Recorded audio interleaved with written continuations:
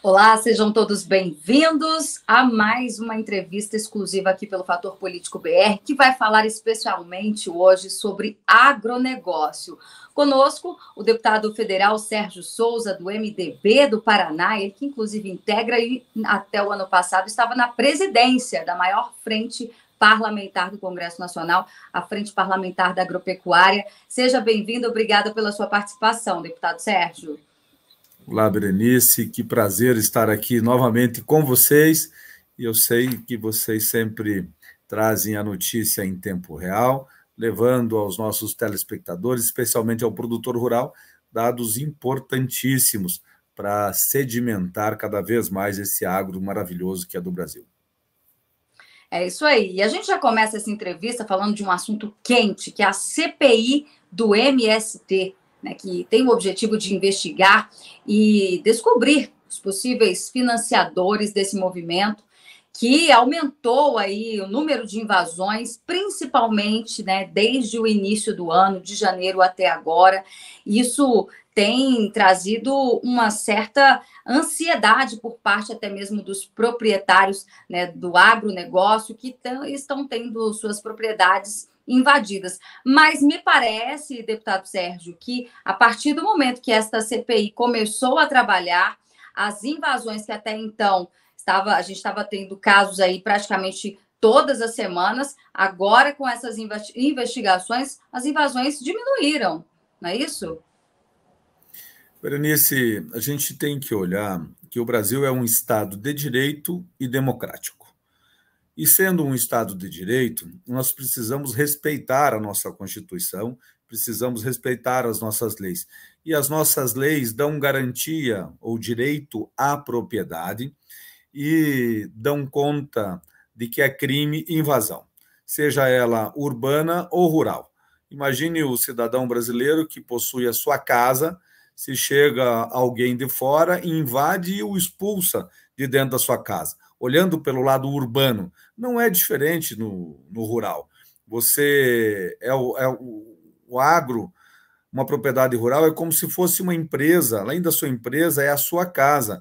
Chega um terceiro, num movimento orquestrado, e expulsa você de dentro da sua empresa, que é o seu negócio, expulsa você de dentro da sua casa. Fatores como esse têm sim que ser investigados e é competência do Congresso Nacional e é o resultado de uma CPI que a gente concorda em boa parte, tem algumas questões que a gente vê que vai para um lado mais da ideologia político-partidária e não é por aí, né? A CPI ela é para investigar fatos determinados e produzir um resultado que possa ser encaminhado ao final ao Ministério Público para que ele proceda às ações nesse sentido. Já relatei CPI no Congresso Nacional, na Câmara dos Deputados, a gente sabe muito bem como é isso e os resultados podem ser muito bons.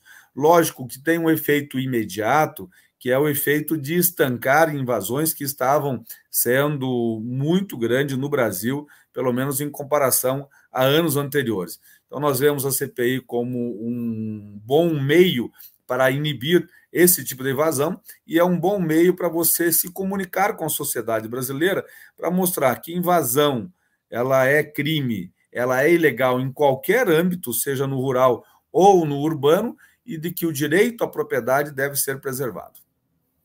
Pois é, inclusive, eu já tive a oportunidade de participar de entrevistas coletivas do Movimento Sem Terra, deputado, e eles alegam que só invadem propriedades improdutivas, né? Se fosse assim, então não seria um risco, principalmente para as grandes fazendas que estão produzindo, que são responsáveis pelos números do nosso agronegócio. Agora, me chama a atenção também em relação a esta CPI, porque em breve nós teremos a oitiva, não só de José Rainha, como também do João Pedro Stedley, né? Existem acusações em torno até mesmo de extorsão por parte dos proprietários de grandes fazendas, como se ele tivesse que pagar ali um valor X por mês e assim ele teria garantido que suas terras não seriam invadidas. O senhor acredita também que essas pessoas que integram o movimento, os assentados mesmo, eles podem estar sendo usados, são usados como massa de manobra de gente muito poderosa? Olha, Berenice, é muito boa a sua colocação, muito boa a sua pergunta. Esses boatos de que dirigentes deste movimento eles se utilizam da força de terceiros para inibir e para ameaçar o direito à propriedade, inclusive em algumas situações pedindo propina para que não haja a invasão da propriedade. Esses boatos são muito fortes no meio e é importante o papel da CPI para ouvir essas pessoas, mas não só para ouvir, porque provavelmente eles vão negar ou vão se calar, né? Pode até vir aí com algum mandado de segurança, dando a eles o direito de não se falar. Mas é muito importante ouvi-los, é muito importante investigar. Por um outro lado, a captação de pessoas para se servirem de massa de manobra para invasão de terra é muito comum, e isso é claro, não só aqui no meu estado, o estado do Paraná, como no Brasil inteiro. A gente percebe isso e a gente vê que dentro desses movimentos tem muitos que têm direito à terra, que são produtores rurais, que são pessoas realmente que têm vocação e querem laborar a terra, e tem muitos que estão ali somente para ocupar e passar para frente a terra como um negócio, e depois para outro, vai invadir outra propriedade, e assim por diante. Então, nós da Frente Parlamentar Agropecuária, defendemos a reforma agrária, ela é importante, nós sabemos que tem muita gente com aptidão para essa função que não detém ainda a terra, mas antes de fazerem novos assentamentos, nós precisamos promover a regularização dos que estão aí. Nós sabemos que boa parte, ou quase a totalidade, dos assentamentos da reforma agrária promovidos pelo INCRA no Brasil ainda não foram dados títulos definitivos, porque ainda carecem de georreferenciamento, ainda carecem de fazer o CAR, ainda precisa comprovar ali que aquela família ingressou naquele imóvel de forma legal. Então, tem que se fazer isso. Aqui no estado do Paraná, nós temos centenas de assentamentos da reforma agrária, promovidos pelo INCRA, de 20, 30 anos já, que ainda as pessoas não receberam título. Precisamos dar a dignidade a este produtor rural que está lá, que é da agricultura familiar, que é um produtor rural que quer ganhar o seu próprio sustento, dar a ele a liberdade da titulação, e depois o Estado brasileiro tem que ver se tem condições de adquirir novas terras e comprar essas terras para promover a reforma agrária que o Brasil realmente precisa. Agora, com muita força, com toda o peso da Frente Parlamentar Agropecuária e do agro brasileiro, nós temos manifestados o repúdio total a qualquer tipo de invasão à propriedade privada nesse país. Agora, chama atenção também, deputado Sérgio, que desde que o governo Lula assumiu, né, que ele ganhou as eleições, o MST ele vem reivindicando as superintendências do INCRA, ou seja, o controle, né, justamente do que o senhor falou. O INCRA é o órgão regulador responsável pela regularização fundiária. O que isso significa, tendo, então, o MST no comando dos INCRAs espalhados por todos os estados do Brasil? Berenice, nenhum órgão administrativo ele deve ter lado. Ele deve ser neutro, na nossa opinião, porque ele tem que julgar qualquer dos processos que lhe é submetido sem o vício da preferência por um lado. Lógico que o INCRA no Brasil ele é o órgão que cuida de todo o território nacional, de todas as propriedades privadas, independente se elas são assentamentos promovidos pelo Instituto da Reforma Agrária ou não. Então, se você coloca alguém que tem um lado que só vê a parte do invasor, isso contamina o processo. Veja só, na reforma da esplanada dos ministérios, nós, da Frente Parlamentar Agropecuária, divergimos em alguns pontos, não no número de ministérios, porque isso, de fato, é uma prerrogativa do presidente da República e ele pode fazer dessa forma. Mas quando ele pega, por exemplo, a questão da demarcação de terras indígenas e coloca dentro de um ministério formado exclusivamente para atender os povos indígenas, você vicia o processo da demarcação. Então, foi um trabalho que nós fizemos para que ficasse dentro do Ministério da Justiça, que é onde sempre esteve. No caso do INCRA, nós concordamos que o INCRA fique dentro do Ministério do Desenvolvimento Agrário, porque é lá nessa pasta do ministro Paulo Teixeira, é lá nessa pasta que ele deve estar. Agora, é do governo, é dele a competência, é dele a prerrogativa de nomear os seus superintendentes. E nós esperamos que os superintendentes sejam nomeados por pessoas com capacidade de entender este conflito todo pela terra, mas de, ao final, decidir pelo que é certo, daquilo que é correto, daquilo que é justo, não só em favor do invasor, mas em favor, principalmente, do direito à propriedade. E o direito à propriedade pode ser de um assentado da reforma agrária. Pois é, e o senhor tocou agora num assunto muito importante, que é essa questão do marco temporal, né? Que pode, se ele for derrubado, né, ele vai permitir que haja novas demarcações de terras indígenas, né? Por que o agro se posiciona contra isso? Qual que é o risco e o que tem por trás de interesses, né, dessa classe política que quer derrubar o marco temporal? Afinal, as terras foram demarcadas até a data o ano da Constituição, não é isso, deputado? Até 1988. E aí, a partir de então, não deveria ser feita uma nova remarcação. Seria uma forma também dos índios estarem sendo usados como massa de manobra para se apossarem de terras? Berenice, assim, a nossa lei maior, que é a Constituição, que foi votada na Constituinte, lá no artigo 231, 232, ela traz os direitos do índio brasileiro. E a gente tem que respeitar esses direitos desta parte da sociedade brasileira, muito importante, por mais que seja uma minoria. A gente precisa respeitar isso. Só que ela trouxe também, lá no ato das disposições transitórias, se eu não me engano, no artigo 267, um tempo para se promover as demarcações de terras no Brasil. Então, se você ler esses dois artigos conjuntamente, você vai ver que a Constituição ela fixou um marco e deu um prazo. O Estado brasileiro ele não conseguiu promover a todas as demarcações em 5 anos, como diz a Constituição brasileira, e a gente tem que respeitar que aquelas demarcações que são necessárias, elas devem ocorrer ainda. Só que tem que ter regras para isso.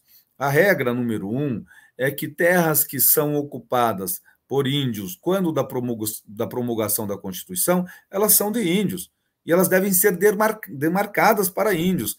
Agora, terras que são tituladas para o produtor rural, que ele comprou do Estado brasileiro, que ele antropizou e utiliza isso como ganho próprio para si, para sua família, e produz alimentos para os brasileiros, inclusive para os estrangeiros, também deve ser respeitado. Mas se o índio foi expulso por algum ato opressivo do Estado brasileiro ou de um privado mesmo daquela área, aí vai se analisar de forma diferente também se ele foi retirado de maneira incorreta. Nós concordamos com tudo isso. Agora, também há necessidade de colocar as condicionantes, em que casos que você demarca terras indígenas. Tudo isso dá garantia da demarcação de terras para o índio, e tudo isso também dá garantias do direito à propriedade ao produtor rural. Essa a nossa grande luta dentro do Congresso Nacional, é a garantia do direito à propriedade. E nós pensamos assim, vejam só, um exemplo, né? O índio precisa de ajuda, muito mais do que o Estado brasileiro está enxergando. Você olha lá os Yanomamis, que tem toda aquela situação do garimpo, a vulnerabilidade que aqueles índios estão vivendo, passando fome, desnutridos, tem problemas lá de abuso sexual, tem problemas de infanticídio, tem uma série de problemas dentro daquele território gigante, Os Yanomamis têm um território maior do que o estado de Santa Catarina. Os Yanomamis têm lá 20 e poucos mil índios num território maior do que o estado de Santa Catarina e passam fome. E se o Estado brasileiro não levar para lá o remédio, não levar a comida, a cesta básica, morrem de fome desnutridos. Então, será que é a quantidade de terra que é a solução? Qual é o Estado brasileiro tem que começar a olhar o índio de forma diferente, ele tem que ter dignidade, ele tem que ter direito a manter a sua cultura, direito à saúde e direito ao seu território, mas não é o tamanho do território, às vezes. Santa Catarina tem 7 milhões, 8 milhões de habitantes e é a maior longevidade do Brasil, segundo o índice que nós temos, o maior IDH do Brasil, maior índice de escolaridade do Brasil, e é um dos estados mais ricos do Brasil, e tem um território com 7 milhões de habitantes, tem um território igual o dos Yanomamis. Então, nós, da Frente Parlamentar Agropecuária, sempre frisamos que nós não somos contra o índio, muito pelo contrário, nós queremos que o índio tenha dignidade e o Estado brasileiro forneça isso a ele. Agora, nós somos também, e é bom que se diga sempre isso, Berenice, a favor do direito à propriedade do produtor rural, e nós não vamos abrir mão disso. Pois é, inclusive no meu estado, eu sou de Mato Grosso, lá tem bons exemplos de índios, né? No caso, comunidades indígenas que produzem soja, algodão, pipoca, enfim. E a comunidade indígena deles é muito bem desenvolvida, né? Eles têm como sobreviver sozinhos, digamos assim, não fica dependendo do assistencialismo, e é justamente sobre isso que eles falam, né? Que o governo atual ele quer manter todos no assistencialismo, só gerando mais despesa para o Estado, ao invés do Estado dar ferramentas para que eles possam poder trabalhar, dar crédito, enfim. É isso mesmo, Berenice.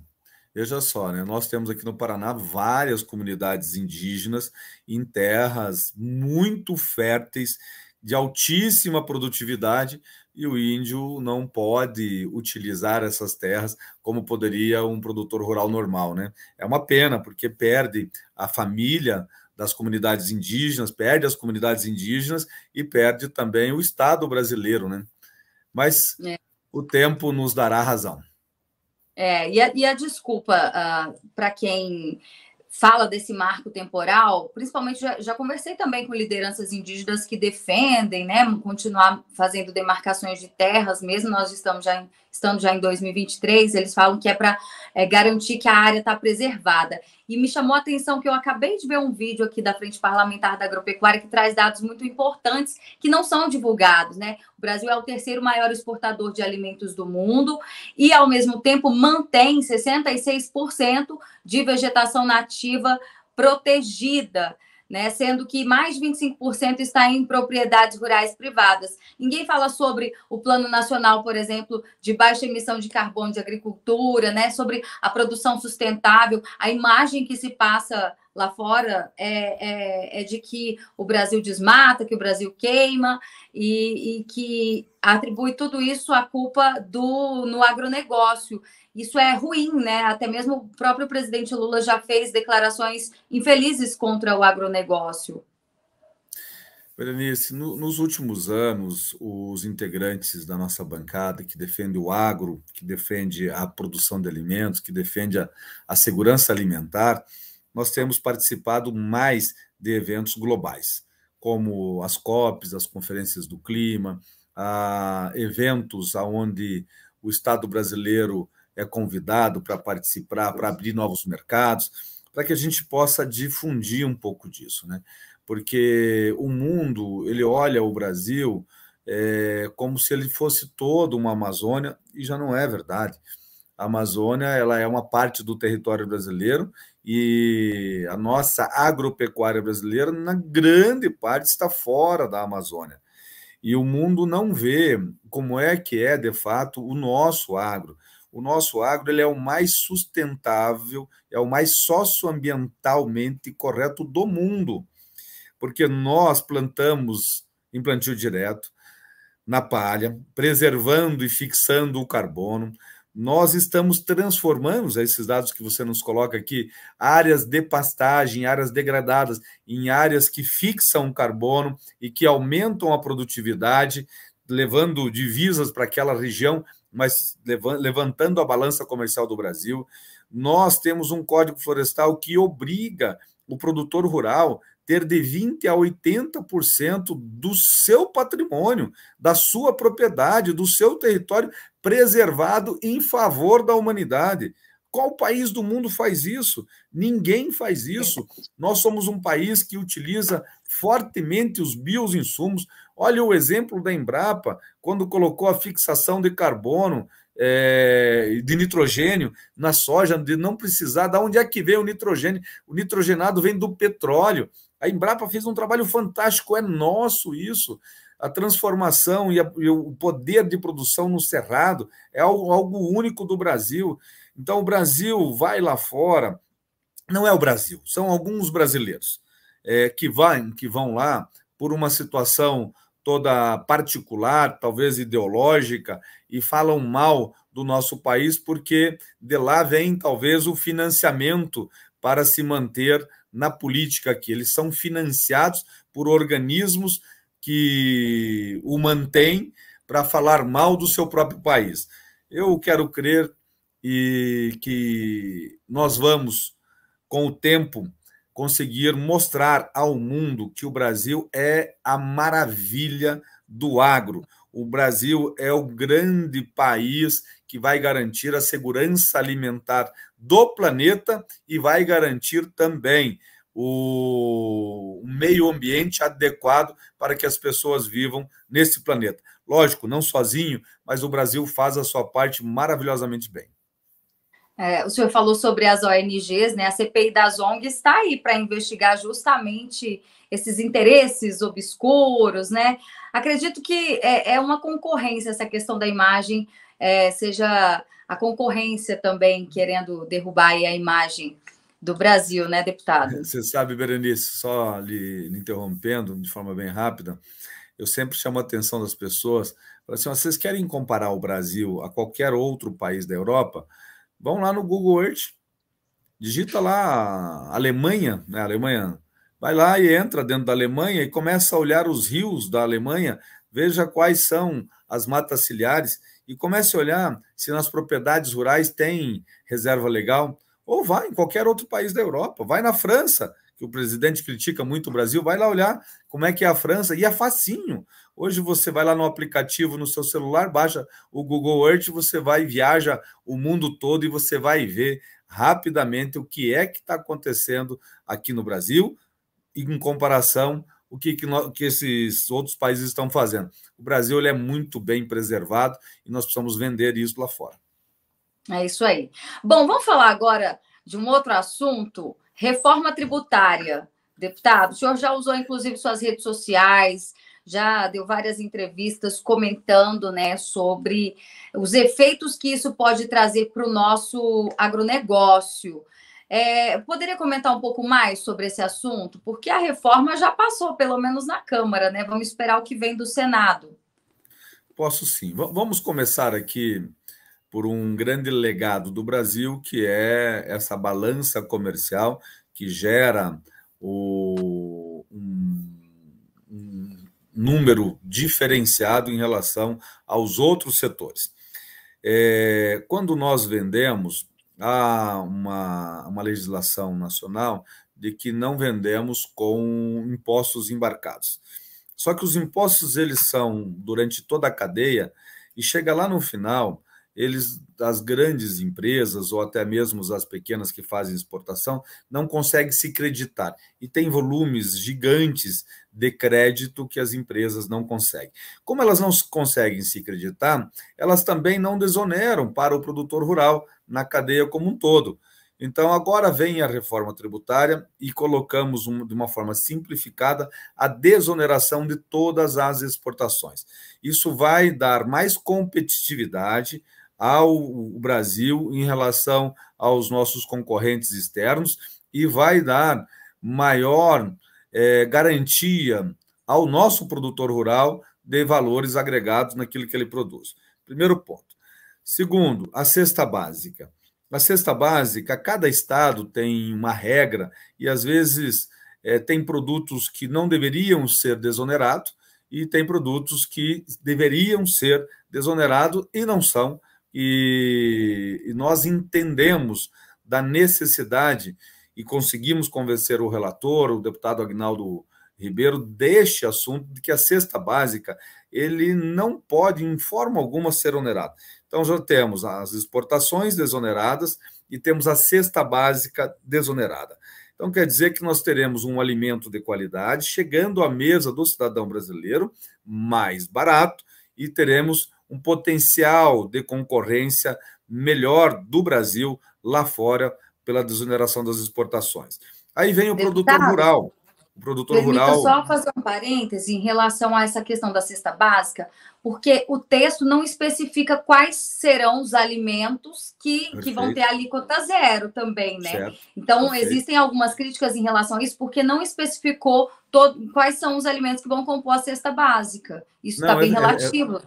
Não, isso é fato, Berenice, mas é por conta da técnica legislativa e da hierarquia das leis. Você não pode colocar isso dentro da Constituição. Então, você coloca isso numa lei complementar. Então, após aprovada a Constituição, serão feitas leis complementares e leis ordinárias para regulamentar essas alterações todas da Constituição. E nós, da Frente Parlamentar Agropecuária, estaremos lá. Pode ter absoluta certeza, cuidando do nosso produtor rural, mas cuidando também do consumidor brasileiro.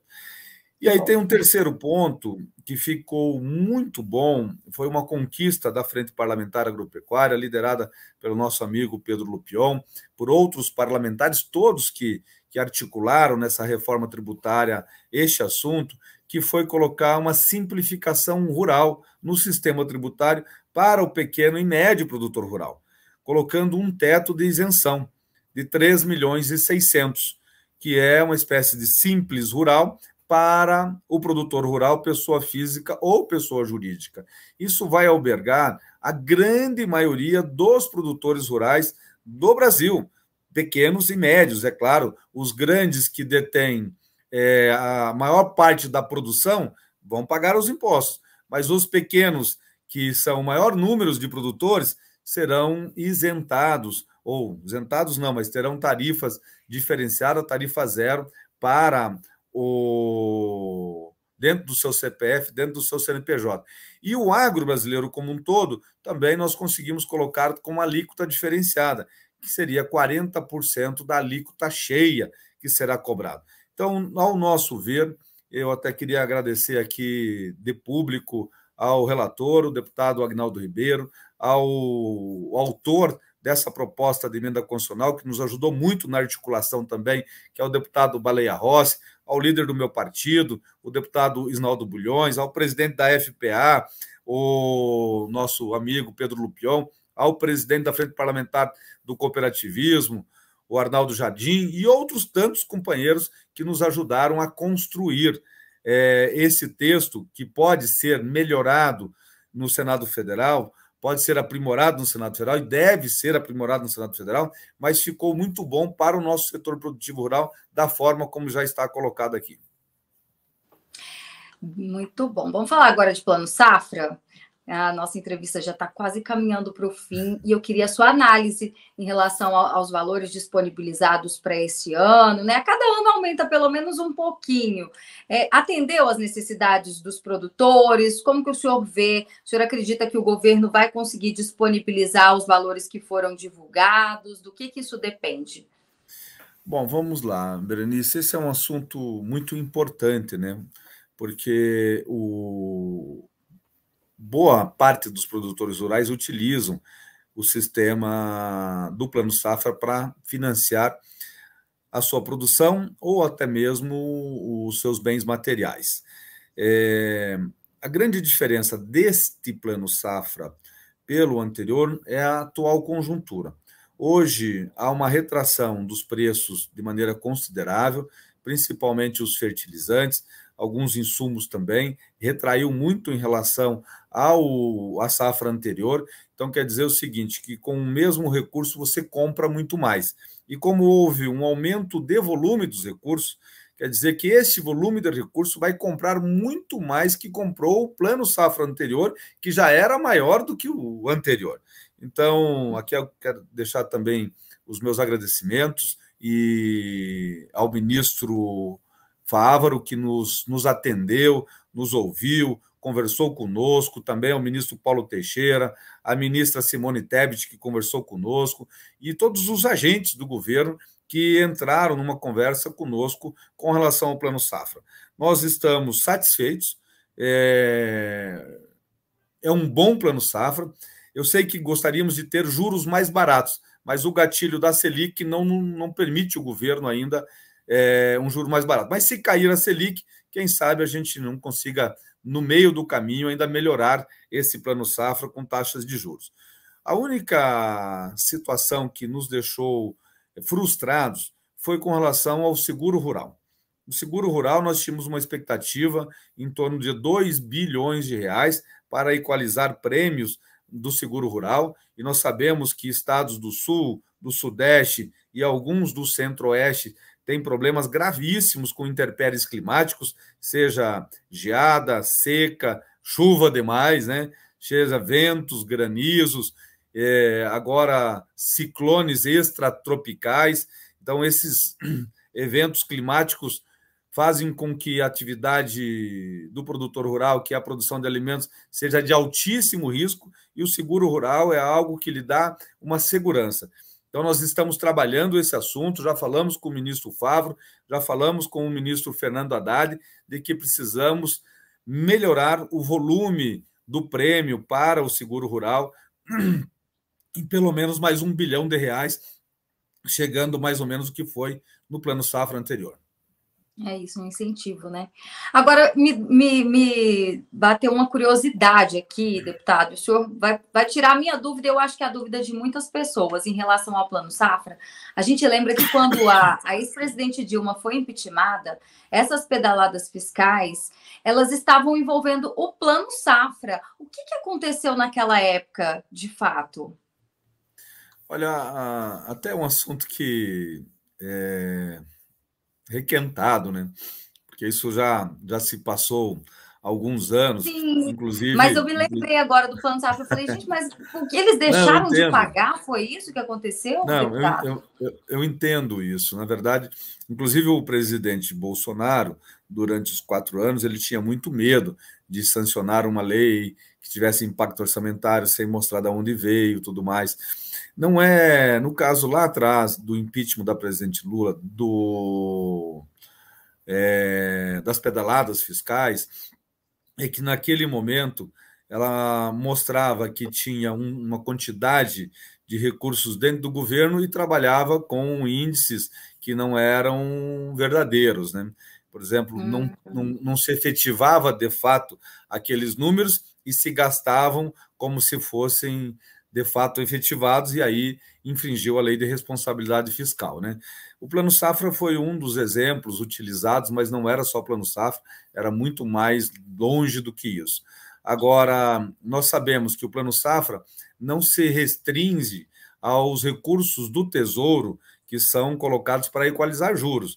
Ele vem também dos depósitos à vista, ele vem das letras de crédito rural, nós temos uma série de mecanismos, o próprio FIAGRO, de financiamento do Plano Safra, e nesses últimos anos nós conseguimos construir isso. Hoje, se o governo está fazendo empréstimo Plano Safras em dólar, fomos nós no parlamento que propiciamos isso lá em algum momento, e tem sido muito válido, né? Dólar baixo, taxa baixa, muitos produtores rurais têm optado por essa modalidade. Eu acredito que hoje, para o produtor rural, vai ter crédito num montante muito bom, disponível e sem nenhuma pedalada. Muito bom. Deputado, muito obrigada pela sua participação, pelas informações. O senhor deu uma aula para a gente aqui hoje. Agradeço. Obrigado, as portas do Fator Político BR estão sempre abertas para o senhor. Você sabe do carinho que eu tenho por vocês, por você em especial, pelo canal do Boi, pelo seu programa. Conte sempre conosco, porque no Congresso Nacional eu tenho dito sempre, Berenice, que Deus tem um propósito para cada um de nós, né? E se o propósito dele para mim é ser um homem público, é ser um parlamentar, vamos fazer isso direito. E eu gosto do que faço e procuro fazer de forma diferente para que, de fato, esse Brasil tenha melhorias. O Brasil é um país maravilhoso, é um país espetacular. Nós só precisamos consertar algumas coisinhas no meio do caminho. E muito disso está dentro do Congresso Nacional, está dentro da política. É isso aí, deputado Sérgio Souza. Com informações, eu falo direto aqui de Brasília, Berenice Leite, para o Fator Político BR.